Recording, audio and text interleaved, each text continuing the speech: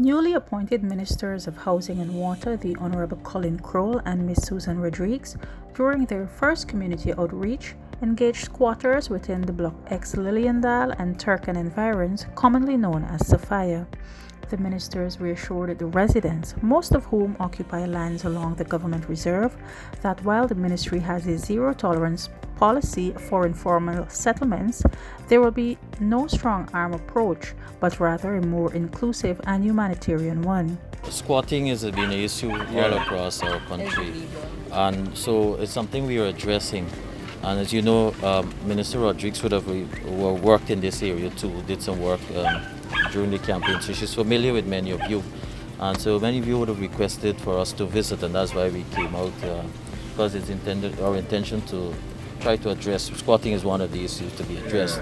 It seems to me that we have your cooperation, because from listening to what you said you don't have a problem, relocating and so on. So that's positive for us. What we need to do is get a complete idea of what's happening in the area, how many people are affected, so that when we set up the plans to move you guys, we can make sure that everybody gets a piece. In effectively addressing the issue, the ministers underscored the need for monitoring and a proper data collection mechanism. While some amount of urgency will be given to this issue, residents were urged to exercise patience as the agency is formulating a comprehensive housing policy which will cater to the needs of all Guyanese. The residents were further reminded that the act of squatting in most instances impedes on infrastructure development. I think it's once and for all that we try to fix the situation in Sophia. It's been persisting too long, and I will ensure that you have the full cooperation from Minister Croal and I, from the Ministry of Housing and Water, and the full cooperation of the entire government.